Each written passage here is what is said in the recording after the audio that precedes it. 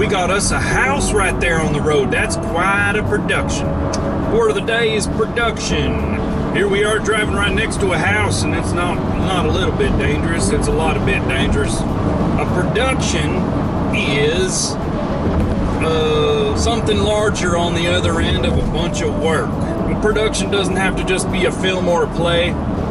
Let's say you're going to build this road here. That's quite a production. You're going to need a lot of rocks. You got to crust away the road and make it flat first. You got yourself a nice little Corvette right there.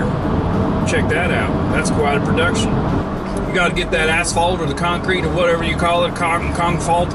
I don't know what you call the stuff they put on the freeway, but you got to get that stuff down. You got to flatten it out. You got to heat it up and melt it down and roll it out of the truck. And what we're trying to get at is that's quite a production. Speaking of a production, I got me a complaint that I'm going to rant out right now and right now. Oh boy, that rant is over with now. Sometimes I got to confess to you, I'll be eating a corn nut and I'll wonder, just maybe, if what I'm chewing might be one of my own teeth, because they're so crunchy and my teeth are so old. My teeth are delicious. Can you imagine building a building, one that scrapes and reaches up and scrapes the sky?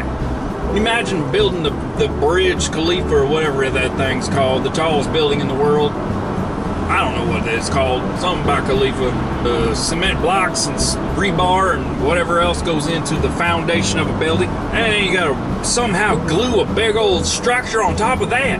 How? How do you even do that? Holy moly, oh, migration, I don't even know. We can make a super light building that blows back and forth in the wind. Super strong, but super scary to live in. What if that building didn't want to be productive?